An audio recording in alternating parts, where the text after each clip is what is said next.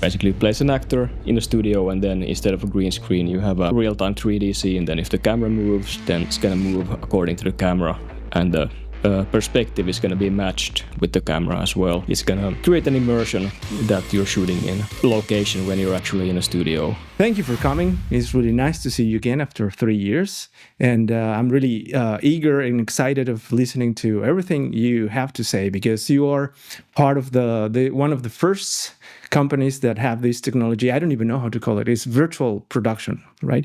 Could you please tell me what is it about, the name, and what, everything? I want to know everything. Yeah, well, thanks for having me. Yeah, so we've been up and running for 2 years soon, I guess. Yeah.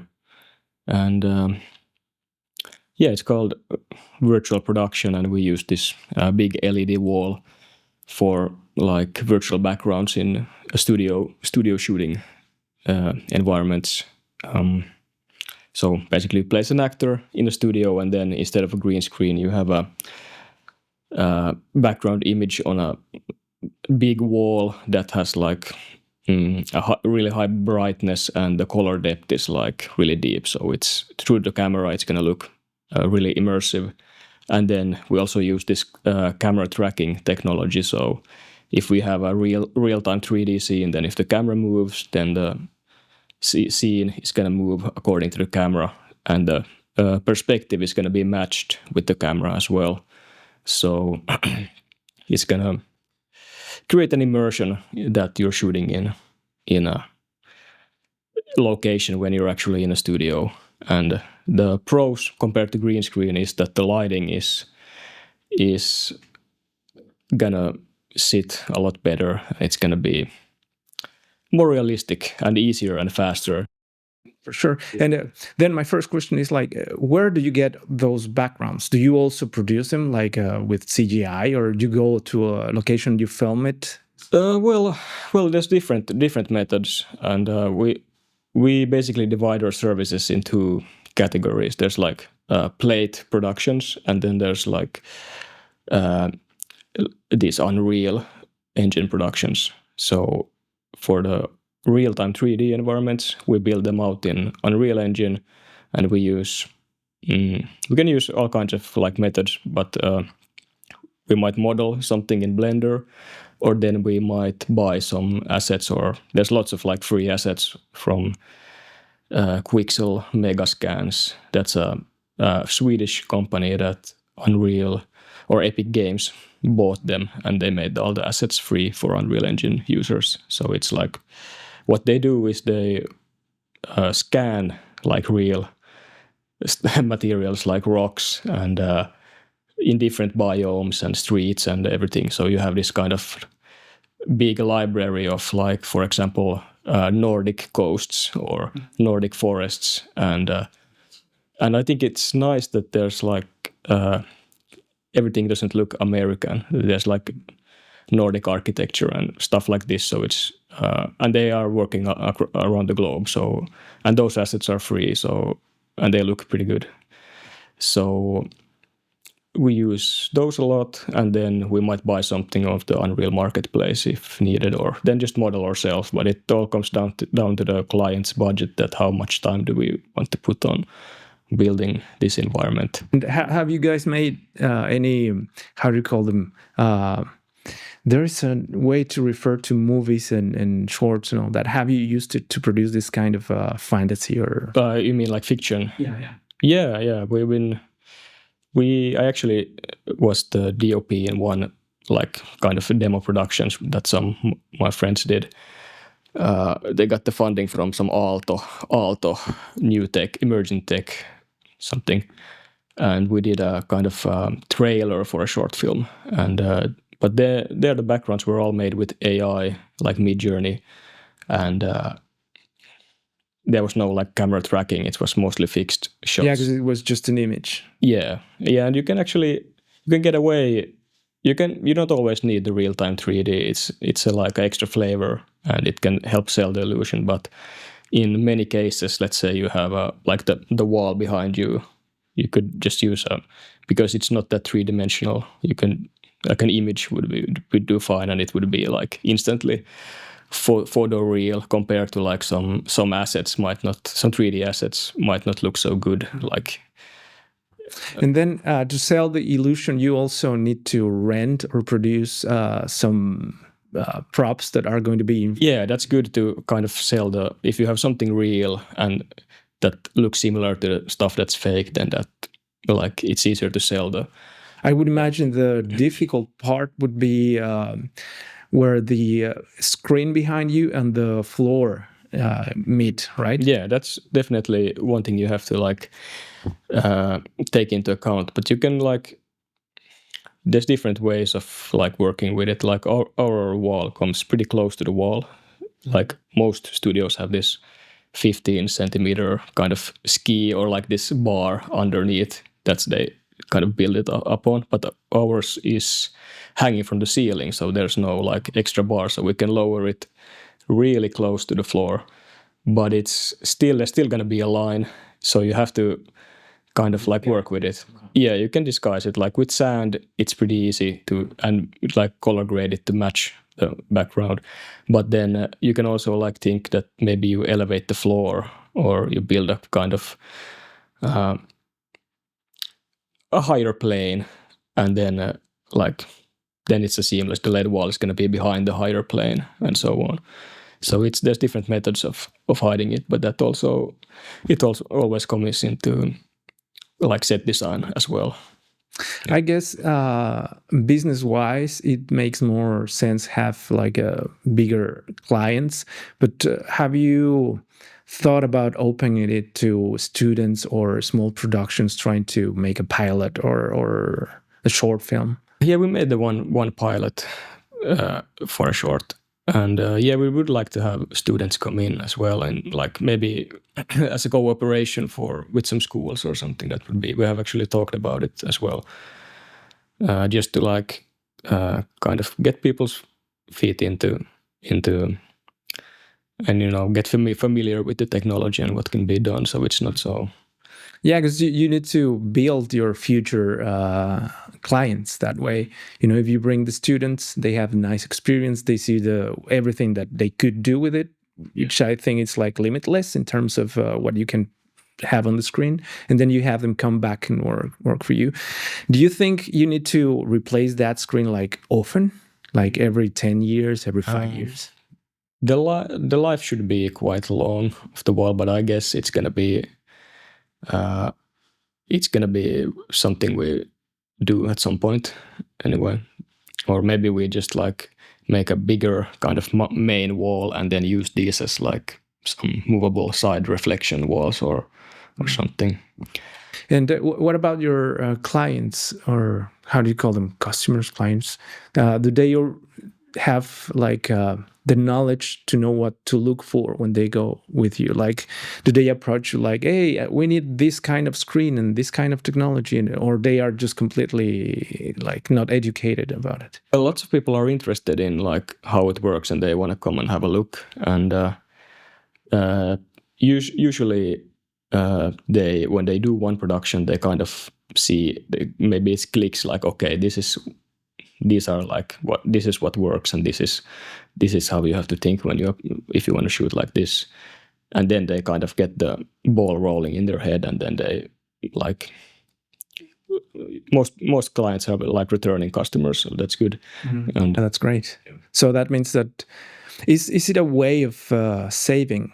I mean, maybe they as a production or agencies, I don't know, they charge their clients the same amount of money, but they are saving in the production side, like going to locations and all that. So you're actually making them more money, I guess.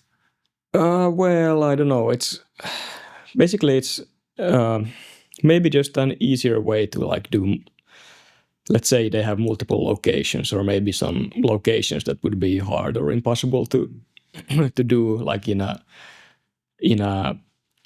like high production value way. Like for instance, we had one production where I guess it was a sauna on top of like a tunturi in Lapland or something, and then the shots like required a techno crane and like this So it would have been kind of like hard to accomplish in that terrain. I mean, they went there and shot the plates they shot like with cameras, some like video backgrounds from the actual locations, and they brought them to the studio.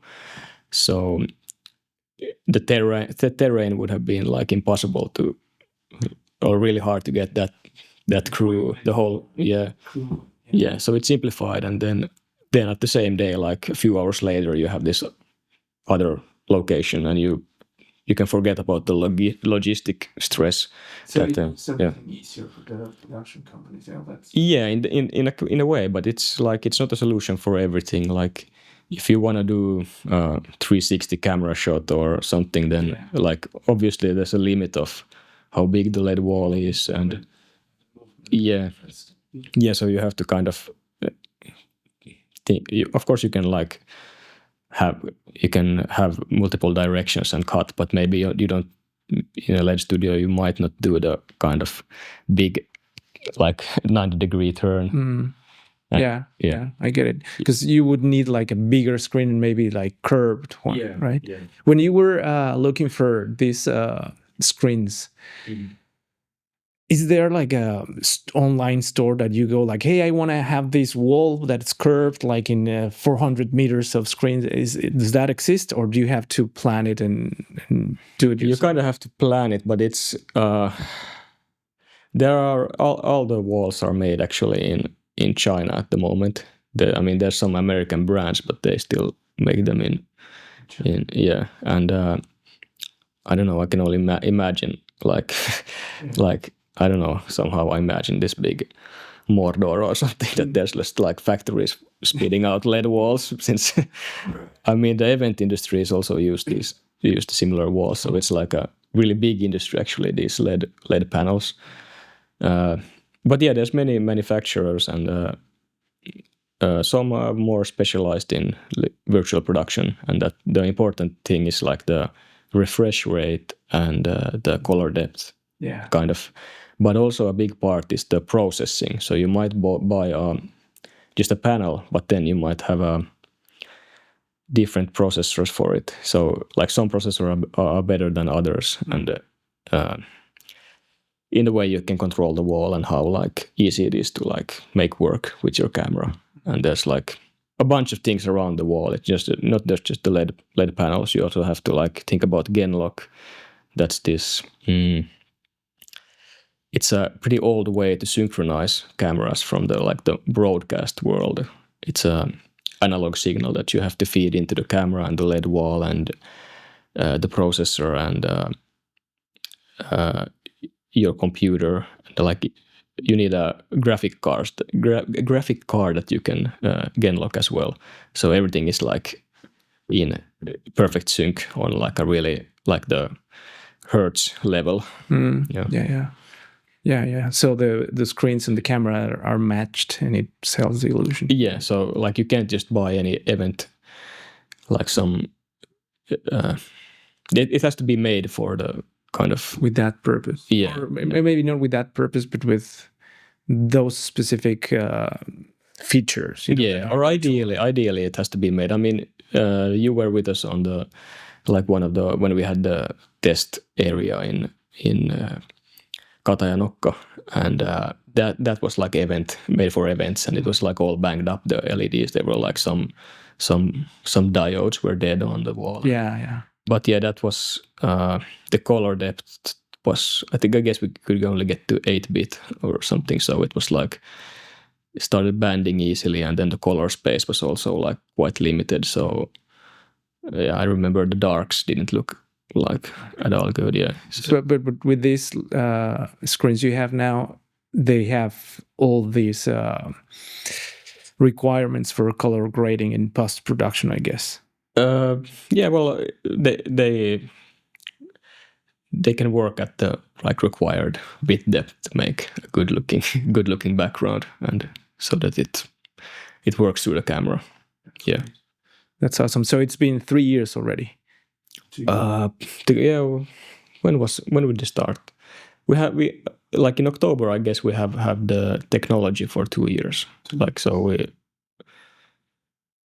we yeah, we have the studio has been up and running for 2 years. Yeah, Right.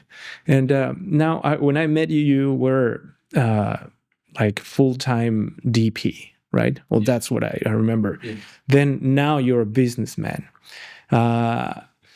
That business life took away all the time from the DP, or you are doing both? Or Well, I'm still doing both, but it's kind of eating away. It's not like, yeah, I'm not chasing any like DP work in that way. Because of lack of time, or you're just so interested in Lack of time and multiple reasons actually have led to it. Like lots of like people I used to work, or production companies I used to work with, like now have in-house some people in-house, and they try to like keep it in-house and use less freelancers. I think that's a trend also there's gonna be more of a kind of in-house people and less freelancer use.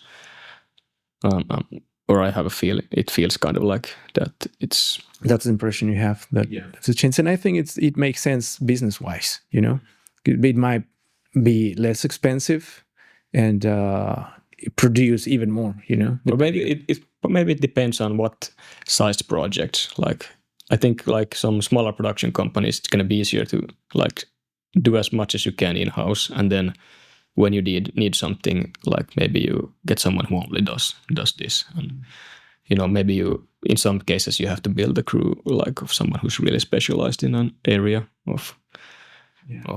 And especially because nowadays it's so easy to get equipment and then get a decent product, you know, especially for what businesses are requiring now. That's mostly to show on internet. I guess that also makes a huge difference, you know. And well, yeah. So I remember you said your main task now it's replying to emails, right? Well, that's what I do daily, but of course we're trying to kind of work on like get more clients, and also like we work on the backgrounds. It can a lot of work goes into that as well. Like, but what do you do? Do you make them, like you pick a rock and you put it there, and then a tree over there, and then I want to mount building with Lego sometimes if you do it in 3D, but then that it's also 3D modeling might take some time, but it's not always 3D. It can also be like 2D. Like actually most of the productions this year have been like just AI generated like 2D backgrounds. Oh, okay. That's really for the client. It's quite cost efficient, and it can in some cases be like really photoreal, as in sometimes some 3D stuff. If you buy assets of the Unreal Marketplace and you don't model them, or you don't find any like kind of 3D scanned stuff like the Quixel Megascan stuff, then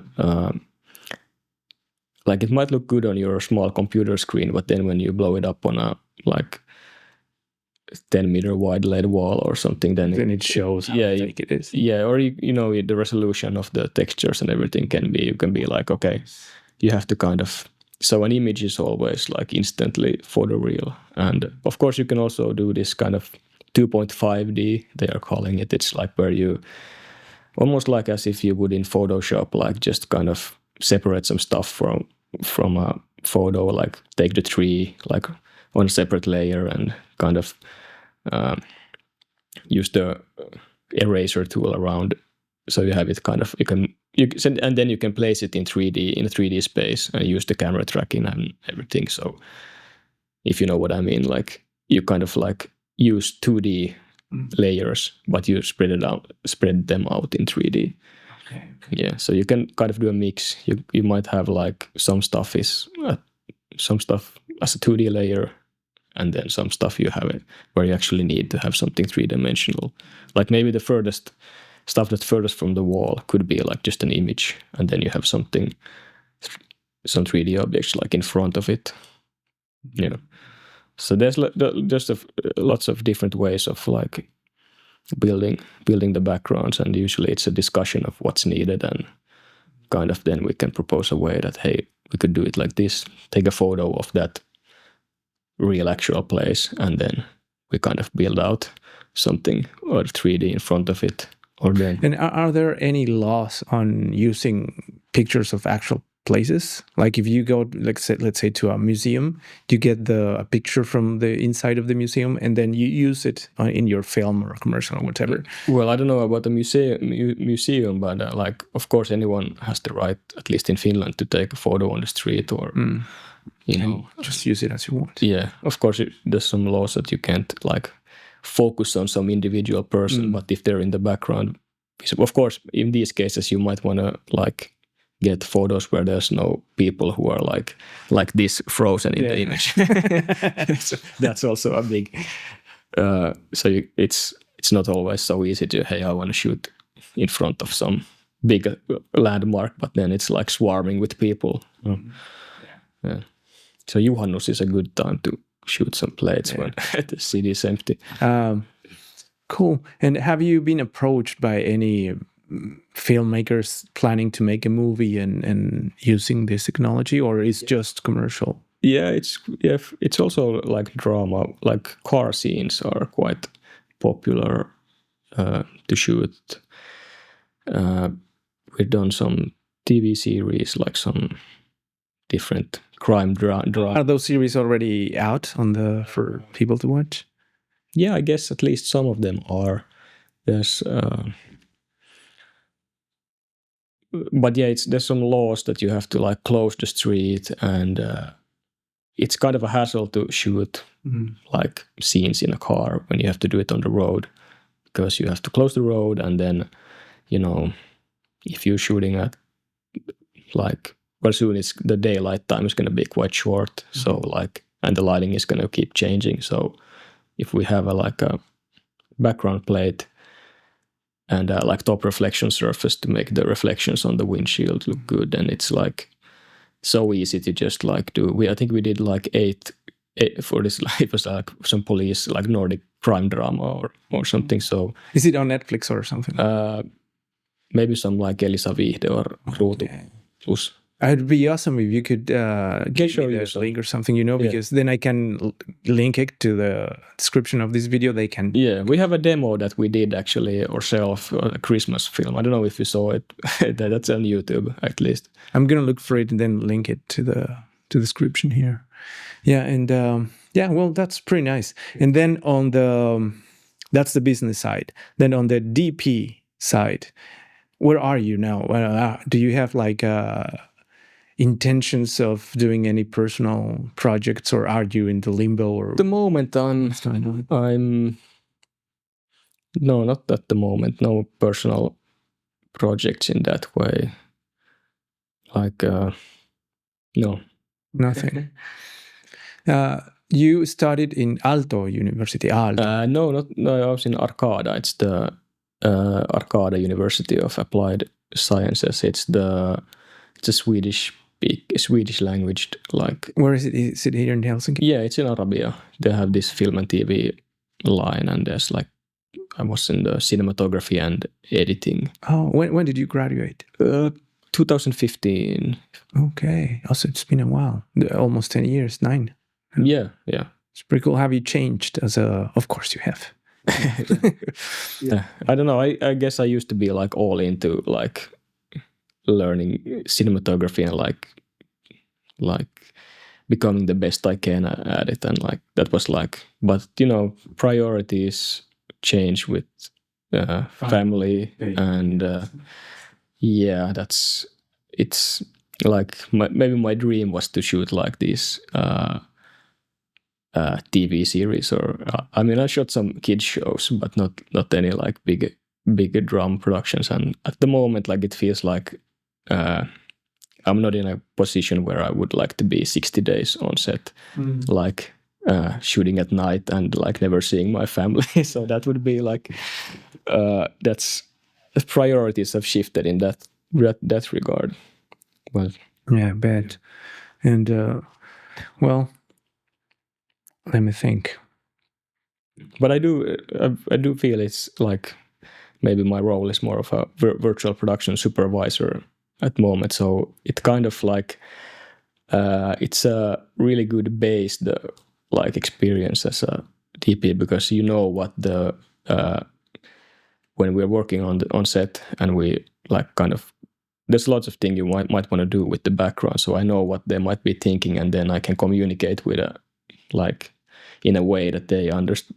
I mean, I understand what they are thinking about or what they mean. So it's easy to communicate what they want to happen with the background. So it's in, yeah. Yeah. Yeah, that's pretty nice. I'm dreaming about this short film, and I'm trying to find a market for it, and but then I'm not sure if there is. Do you think there is a possibility of making a business with short films and films in general in Finland, or it would have to be like internationally, or where do you see the money is right now in this industry?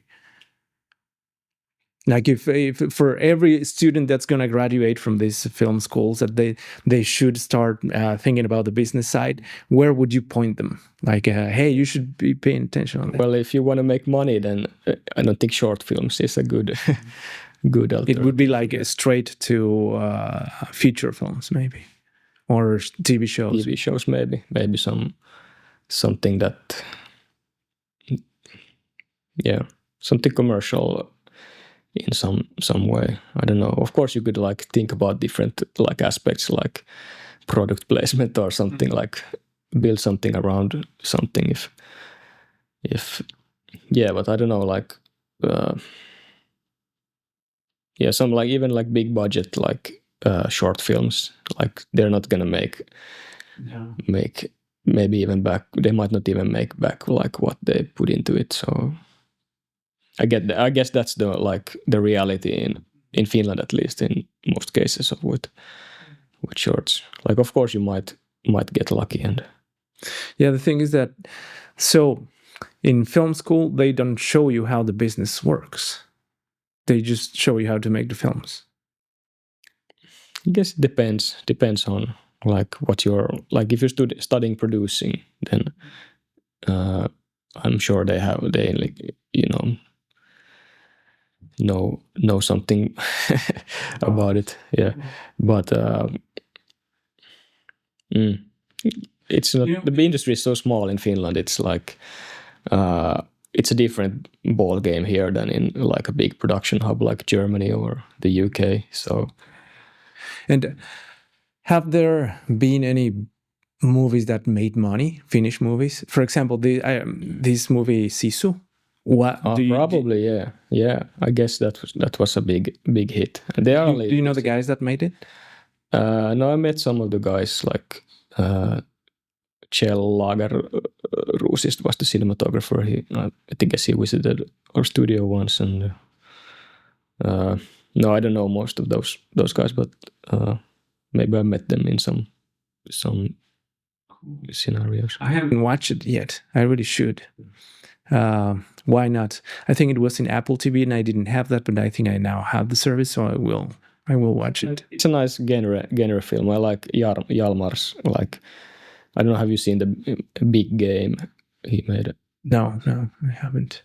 He has a good style, or it's like, well, if you watch them both, you know what I mean with the style. Yeah. What do you think about Kaurismäki? Because from me being a foreigner, like it's not new to Finnish culture, but it's still after 10 years. I can't believe I've been here 10 years. I'm still, getting deeper and deeper. But then I have the impression that most his movies are they are slow, nice stories, kind of deep, lots of cigarettes and serious characters. But. I don't see there like a money-making tip of the spear kind of director, Well, there's Ika. Yeah, I mean, there's Aki and Mika Kaurismäki, but so brothers. Yeah, I guess so. Yeah, and they both are directors. Yeah. Fuck! Imagine how fucking ignorant I am. It doesn't matter. But yeah, Aki, he has a strong style, and I guess that's like, I mean, they are seen. There's a global audience for it. Yeah. So I guess I have no idea what, like from a business perspective, I have anything about that. But I'm interested in that because, of course, I want to do this like professionally and make money out of it. And what I've learned, because I do also a bit of marketing, is that the most important thing, I mean, the first thing or maybe the second thing you need to figure out is who's going to watch it. And my strategy would be like, for example, I want to make a horror movie. Then I'm planning to collect stories that I'm going to tell on YouTube, in a format that's like shorts and all that, build an audience. And then when my film is ready, just like start promoting it there, so that the bigger the audience I can make, then the bigger the chances of people paying attention to the movie. But then I'm blind when it comes to streaming services and how to contact them and how money is made there or anything. So I'm just freaking lost, as most people, I guess, and things are changing so fast that maybe what you learned at school it's different now, especially with AI and all this new equipment that makes everything easier and faster and all that thing. So I'm just trying to figure it out. And yeah, but I guess it's a difference in making art and making business, and they might not always like be so hand in hand. Like you might have to like compromise in one way if you want to make like, if you have some kind of like awesome vision you want to make real, then maybe just make it as an art and then don't care if it yeah, or like of course that would be nice if people see what you make, but I mean you can also like do some kind of, just put your soul into some kind of some artistic project, and then I don't know, like maybe that's a way to find the audience as well. But then again, like there's always the chance that no one cares. Girl, like a couple of weeks ago, that she's a metal singer, and I'm sure if she wanted, she could target like a Latin American market with her music and all that, but just like try to make some covers of Mexican music, for example. Just because she's so exotic there. I mean, she's super tall. I mean, tall and beautiful and blonde and all that. And then she's singing super aggressively and all that. She would be a huge hit, So, and when I see Finland in general, landscapes and all that, I'm like, why this is not big in the world, like with big movies and all that. And I'm like, are there no talented writers working on scripts, or what's wrong? Why is not Finland bigger in the movie industry? And of course, it's because of all the obstacles that I cannot see. Like money or talent. I don't think it's an obstacle. But I guess I'm just gonna have to do what you say, like just make it, try to make the movie.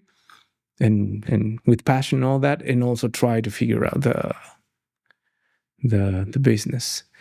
Yeah, that's cool. Yeah, I guess it's like, what's your role in is your role to making a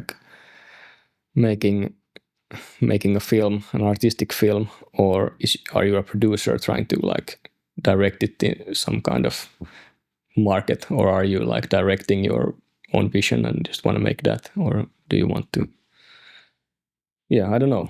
You have to find out what you want to with the film yourself. Well, everything starts like, for example, my kids, they from Mexican culture, they love the horror stories. And there is one of these woman that fell in love with a soldier.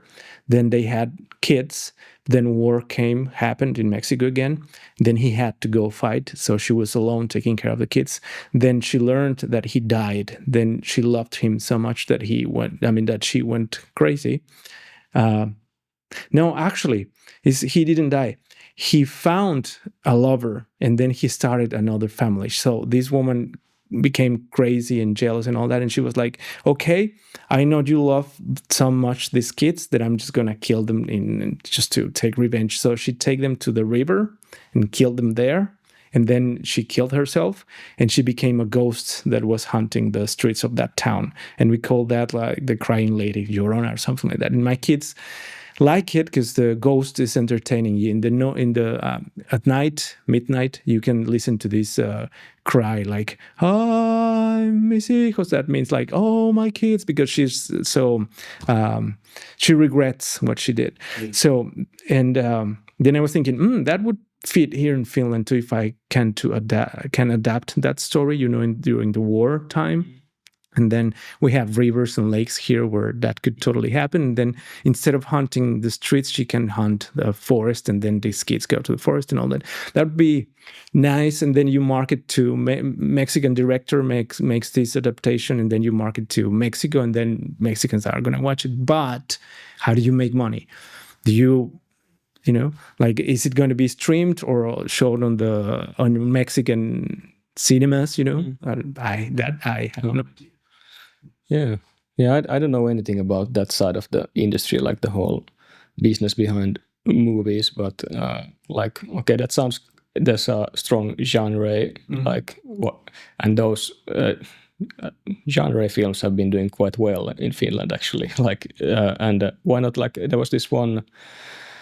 Was it an Iranian director? I forgot his name, but I guess like he made some big action film.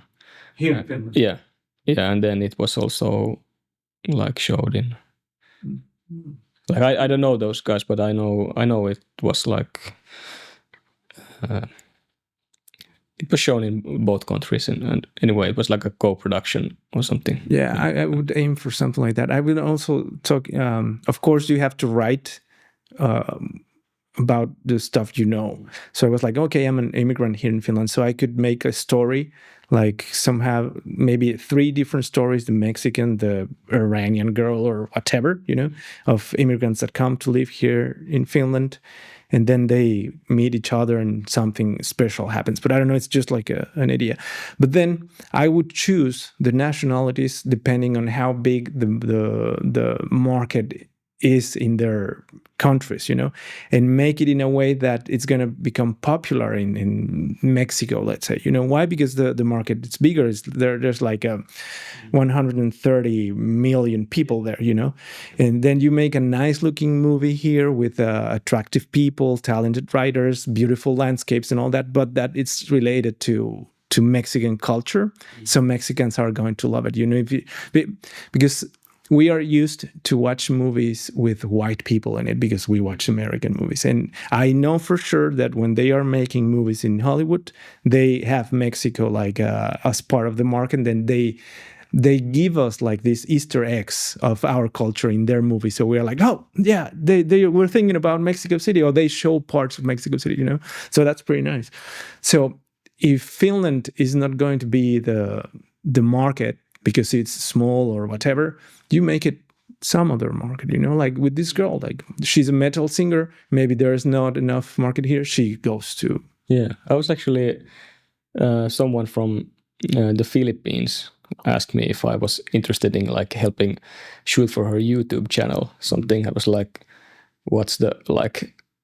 But then the whole idea was then that she has a big audience in like the Philippines, like. I don't know, if in Finland the audience could never be that big on some kind of niche stuff someone does on YouTube, like, or I don't know, I have no idea about YouTube monetization and stuff like this, but I just like, if there's 5 million people in Finland and there's like, I don't know how many millions, like hundreds of millions in the Philippines, it's like a whole different, like, like. Well, imagine, I mean, there is India with lots of people. They speak English, or I don't know if all of them or most of them, I don't know.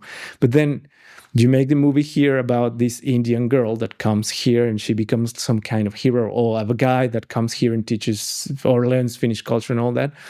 But I think it would work if you really make the movie here aimed to that market. Yeah, I don't know, like India is like, that the industry is like insane. It's like 14 I don't know, someone told me that this like every week there's like 14 like like feature films coming out, and people are like in the middle of the night queuing to the cinemas to get tickets. So it's like the demand is high, and then it's like.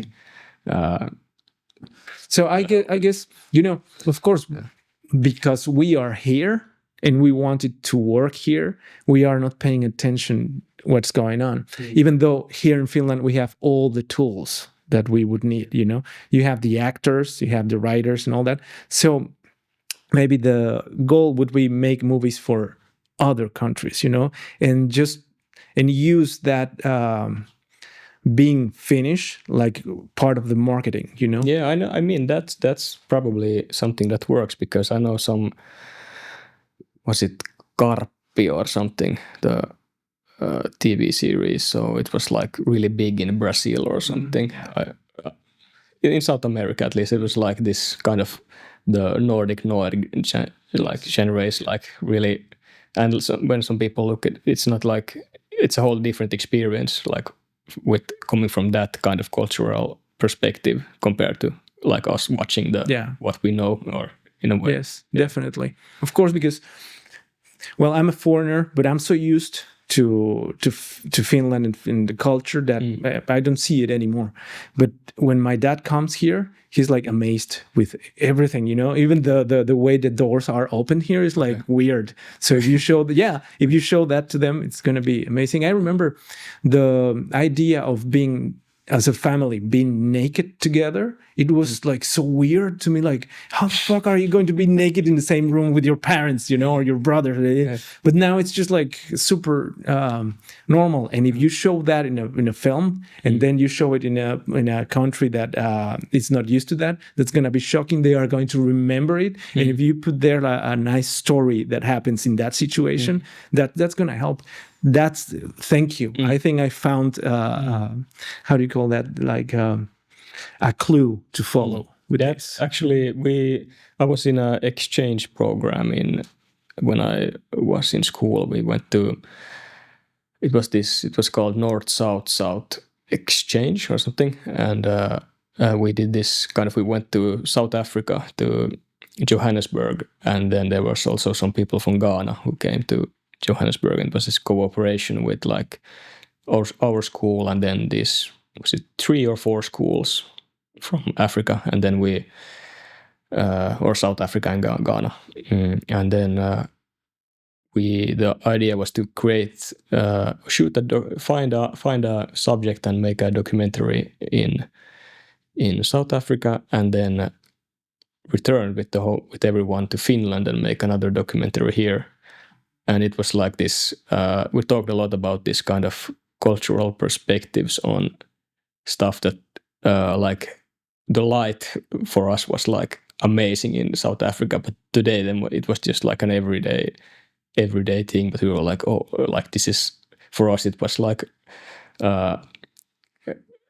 awesome. You could find like some like cinematic details in some stuff that they would maybe not think about, and then it was the same thing for them over here. And it was all like, it was just like the whole thing was like like making culture shocks for each other. And we had we had to take them to this Yrjönkadun uimahalli, where there's this nude swimming center and stuff like this, and they were like shocked. Yeah, definitely. Yeah. That's very cool.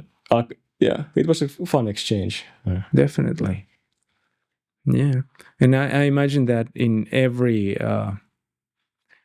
department of a production, when you're in a different place, you discover, for example, sound-wise, you discover different sounds that you cannot hear here, for example. Especially in Africa, I guess that animals or people, or I don't know, that behave differently. I don't know. That must be really, really cool. Yeah, I'm excited about these ideas that you are provoking on me or helping me understand. But then the YouTube game, how do you promote yourself? Do you have, well, of course you have social media, but you are not. I only have a like Instagram account that I haven't updated since maybe 2021. That's the personal one. Yeah. Yeah. What about Formlös? Yeah, that we keep active. Like if we have some some projects that we can share some screenshots or something, then we. But you're not actively trying to make it grow or anything. It's just like. Well, we're sharing lots of behind the scenes stuff when we can. Like in many cases, we can't share it. It might be a closed set or something. But then, we try to keep it active, and you can follow any news. And usually we just use the stories mostly, and then maybe the feed is more curated. That if we have something like interesting or something like maybe some projects, like some project related, that here's some method we use for this, then we might post that. And but stories are like more active. I follow you, and I follow the company. So you told me there is one other company that does the same as you here in Helsinki. There's there's another one also, but they are all kind of different. Yeah. And then, do you know if there is something similar going on in Estonia, Stockholm, and I don't know, in St. Petersburg, which is, I don't know. I don't know about. I guess like it's popping up everywhere the same. So it's not that exclusive and not that difficult to get anymore. It's just expensive, and then you might have to also understand how it works, and then you have to have the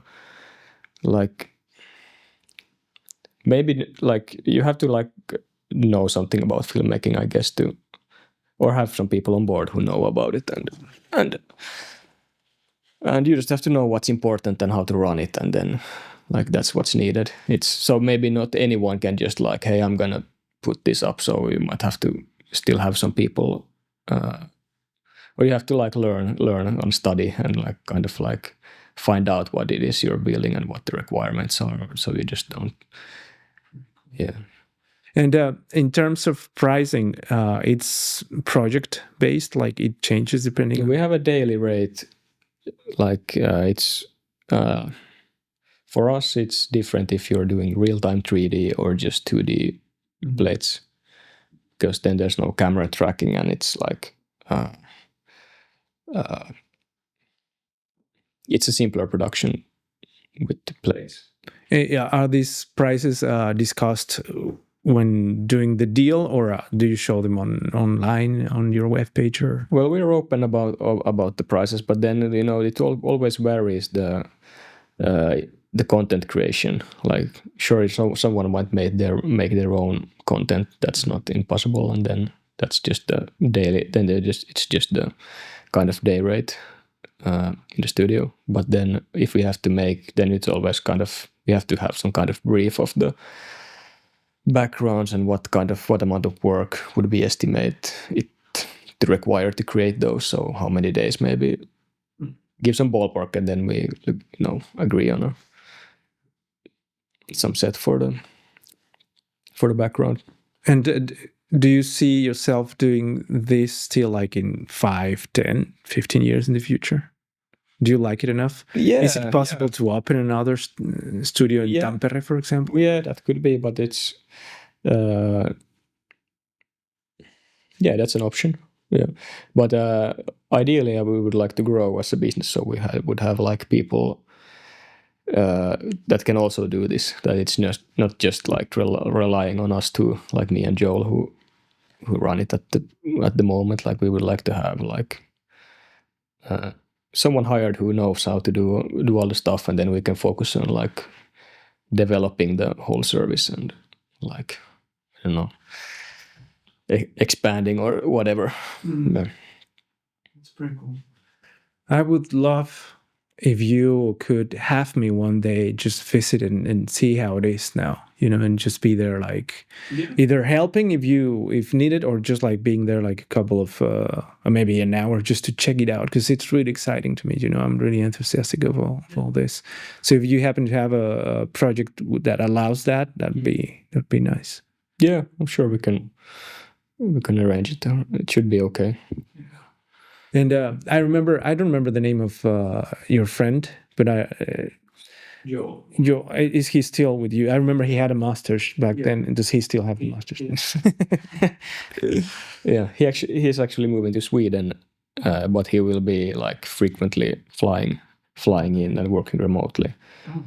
Yeah. So that means it's not that expensive then to move in between Sweden and... No, it's pretty. You can fly quite. It's like a train ticket, maybe cheaper sometimes, I guess. Maybe a bit more than a train ticket, but still, if it's worth it to fly here to. Why is he moving? Because of a girl? Yeah, of course. Girls, they make you move your ass, switch countries and everything, and then they leave you. No, they don't. Things change. Yeah. Like everything in life, everything changes. That's something I want to teach my kids. Like nothing is forever. Everything changes, and then that's the only thing that's constant, constant change. And you have to learn to accept it and just go with the flow, And I like the stoicism, like the new wave of stoicism. Like you control yourself and how you react to whatever happens, because that's the only real control you have. Yeah. How you react. Yeah, you can't like have control of everything. No. Yeah. Only yourself. And sometimes when I get angry or sad or anything, I just let it be, because we are monkeys, we are apes. We are supposed to be emotional. So I just let it pass. And then I just try, give it time, rest, go for a walk, and then that it always helps, And I really like seeing myself as an animal, like try to understand that I have hormones, that I'm getting old, that if I eat or I don't eat, that affects my thoughts and my humor, like the bacteria in my gut, that also affects how I'm going to develop and behave during the day and all that. When I'm conscious about it, it's like, okay, I'm going to have a meeting, so I better have like something in my stomach that's going to make me be nicer and make better decisions. Oh my God, I'm feeling tired. Maybe I shouldn't think about money now. I'm going to do it later. I really do believe that paying attention to this understanding that we humans have now of our bodies and society and all that really helps me be better, Even during my divorce, I'm happy that I got divorced in this time in my life than 10 years ago, for example, if I had gotten married younger, because now I know all this and it makes me make better decisions, be nicer to people around me, explain things better, come to agreements in an easier way. Because 10 years ago, I was maybe more emotional, more reactive, not understanding that having an empty stomach when you are having an argument is going to affect how you behave and how you understand other people, So, and I really try to figure out ways on how to teach that to my kids. But they are so young that there's no way they're going to understand this level of conversation. Yeah, I tried to explain to my son about feelings, that sometimes they like there's a train that passes by and it's just it's something that comes and goes. It's not like it's you and you can like control if you get on board the train or not, or you can like at least like it's gonna pass and there's gonna come different trains. And now I don't know if it was a good explanation. Yeah, it is. It's simple and to the point, really easy to understand. I'm actually gonna copy you again. Now he's talking about his emotions in like about different trains that's arriving. The black train is coming, Dad. Be careful. It comes the white. The white one would be nice as well. It was really nice. Like after one like this anger moment, and it was just told me that now there's a happy train. Yeah. Are you gonna board it? No, I like being Japan. Yeah, that's a nice, easy explanation. I'm gonna totally use it, because for now an issue that I have with the older one is that homework. He really does not like doing homework, and he gets angry, and I get angry too. Like, hey, I told you 2 hours ago to do it, and you are still not opening the book, and So I'm trying to figure out another way, because then he gets angry. I'm going to give him that explanation, and try to figure some other ways to get him into studying. He loves video games, and I love them too. But, oh my God, how do I explain to him that that's just it's maybe not a waste of time, but you cannot leave there the whole day, he's gonna turn 10 in 5 more years that go by really fast. he needs to start thinking about getting a job, summer job and all that, just to start. So I really need to find these things are hard. I mean, there's lots of like addicting stuff being like thrown at kids, like some stuff that like when we were kids it wasn't as addicting, like a Nintendo or something. Now it's just made to, it's like it's the whole process of making it like has to be so addicting as possible, or like extract as much dopamine as possible from like the people enjoying it, so that they keep coming back for more. And that's kind of scary in some ways. So I don't know. It's like, we're not in that like stage yet with our kids, but it's like. But it will be. Yeah. Now it makes me think, have you ever been with a creative or a director or writer that has taken this in account? Like, hey, yes, I'm going to write this piece of art, but I'm going to make it as addictive as possible. I'm going to include all these marketing strategies just to make my show so addictive that, that would be cool. I don't know, but I don't know. I guess like lots of stuff is getting more like, I'd read an article about gamblifying like stuff that games, like mobile games especially, and then even like I don't have the little the store little app, but my friend told me that he has this like little bonus account or something, and then he opens the app and then there's like this, it's basically like a slot machine that starts spinning, and then you can win like some kind of 5% discount on your next purchase with this code, or I don't know, but it's like this whole like. So it's a game. Yeah, so you can get discounts from. Yeah, so he's kind of like being fed this dopamine through the app like daily, and then it's like incentive for him to use Lidl instead of. Yes. Of course, Lidl is pretty cheap, so it's like it's a. But it totally makes sense. You know, that's great. Now that I think about it, because you are playing a game, you're being entertained and then forced to use the gains in your game in that store. Yeah. That's really cool. Let me tell you. Huh? Why I didn't think about that. But everything is turning into a drug in some way. Yeah. But it's like, I think it's good to be aware. It's not like you can't play video games. Like no, if you understand what's going on, like, oh my God, I love this game. It feels so good, but I understand that they want me to be an addict, so I'm gonna just turn it off. Those bastards. Yeah, of course. It's like in many countries, sex is a taboo, so it becomes like obsessive. I remember when I was young, being with your girlfriend, you cannot be indoors with your girlfriend that often, so you go to a park, and it's just the fact that you cannot touch her becomes like so fucking exciting, and when you get to do it, it's like, boom, you explode. Why am I telling you this? But when you come to a country where it is like more open, more allowed, it's not as addictive or taboo or exciting or prohibited. It's easier to access. It's not that much of a temptation, It's something you live as a part of life, but you are not like, it's sort of like, it's just like, I feel like scratching, I scratch myself and that's it, It's not the same level of dopamine and addiction and, And with video games, is what I wanted to say, I guess, is that if my kids understand this, that the video games are made to control them, they should have the will then, or the understanding to not let themselves be controlled. I mean, I guess it's like it's nothing wrong with like playing something, playing a game, or like enjoying a game, or like just like there's a limit, of course, that if you. I don't know, you have to prioritize also, or be able to prioritize. And like some games are, I don't know, I'm not going to be like anti video game or anything like this, but I know that lots of them are made like to be as addicting as possible. And like it's an interesting phenomenon that's going on with lots of things like the Lidl app and like. That I really want to try now. Even the Temu app, I don't know. That's like on another level. It's like, Are you addicted to something? I'm addicted to maybe.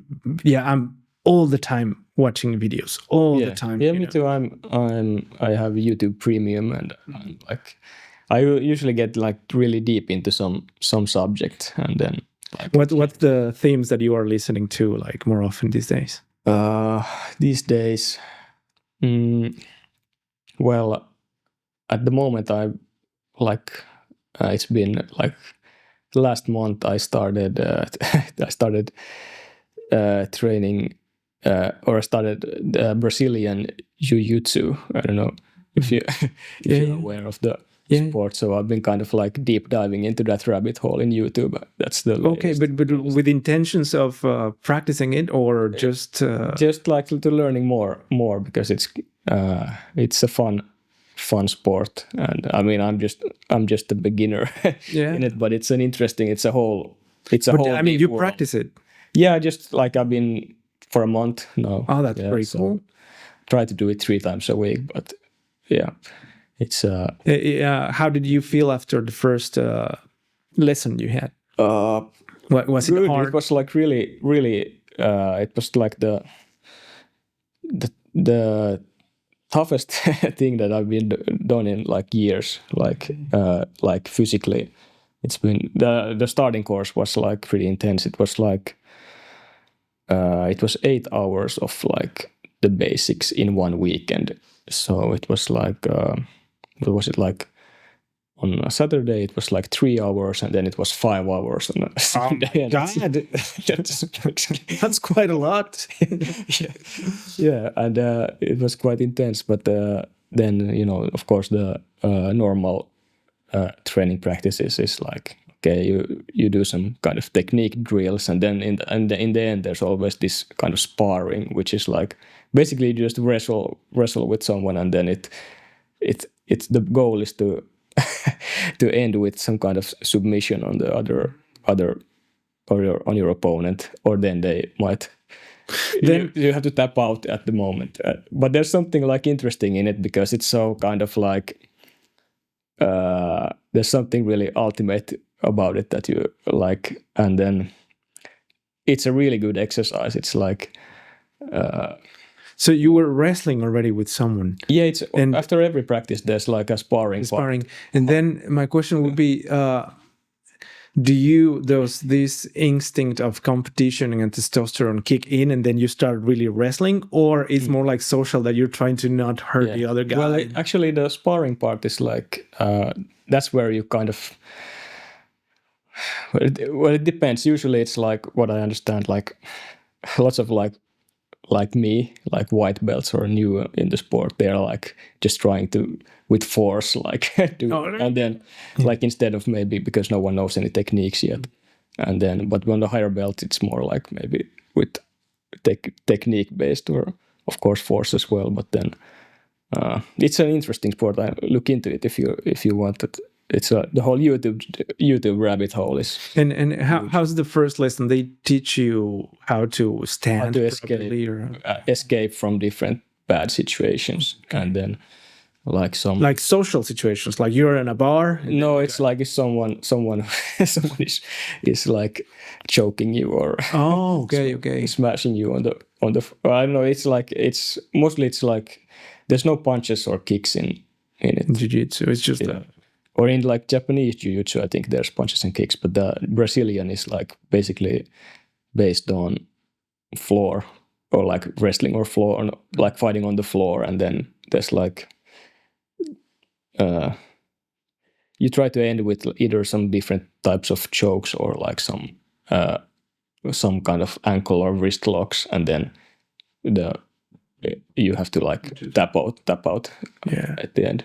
Because otherwise you could break a bone, I guess. Well, like no one's gonna like, but it might happen. But that's like the kind of if you find yourself in the situation that you can't, and it's getting really uncomfortable, then you have to tap out.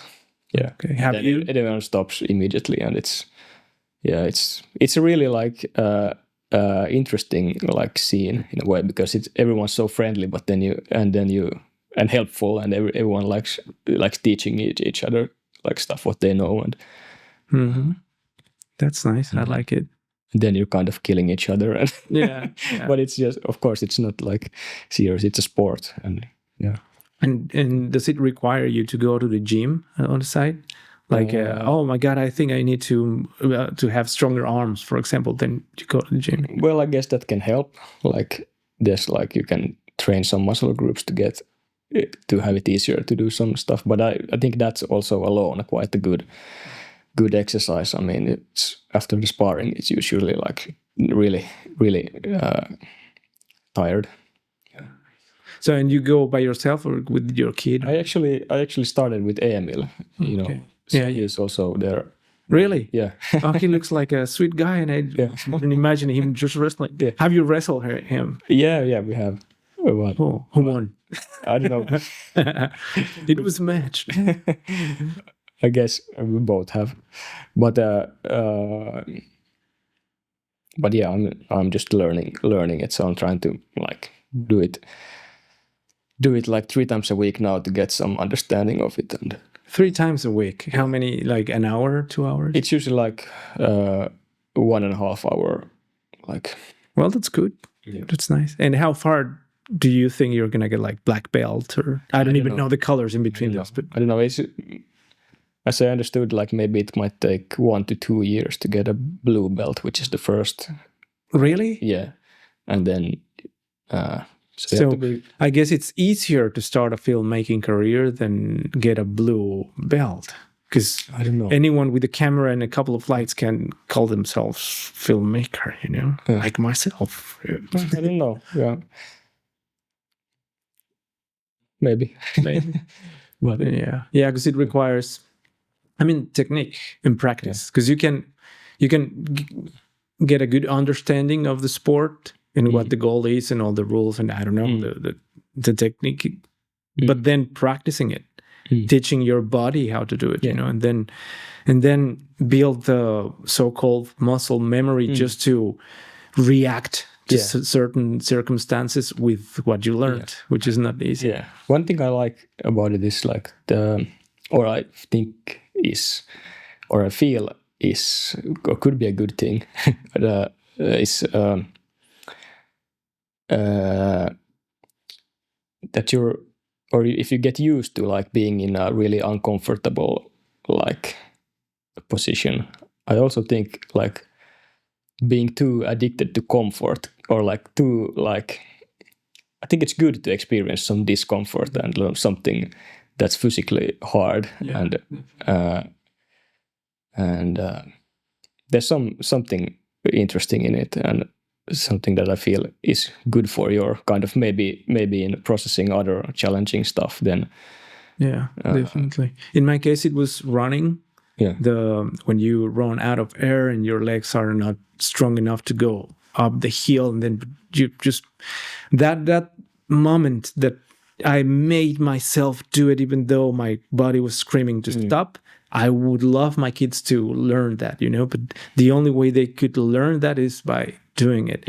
And I was running with them a few weeks ago, and then it was the young one, because he's a kid, he's young, he was easier, but the other one is starting to become a teenager, so like more like I don't want to do this, and that kind of attitude. It was kind of difficult for him, but that's something that ability to go through hard times physically that you were saying, that's something I would love my kids to learn. Maybe jiu-jitsu would be a fun way to learn it, right? You should. I was thinking if there's this kind of kids class in there that I would. There you go with your, or it's a certain age group that you can go with your parent and your kid. So I'm gonna try that with my son. How young can they be? Like, I think it's like. Was it 5 to 9 or something? And then after that, it's like then they are like without parents and over 9. I'm not sure, but of the age gap. But I think it was something like that. Oh no! So I think we reached the end because the battery is going to die, and I don't have the extra one. Yeah. But hey, thanks a lot for this conversation. I hope we can do it again in the future. And let's do this more often. Let's meet. Yeah, okay, let's do it. Thank you. All right. Bye. Thanks. Hey, nice show.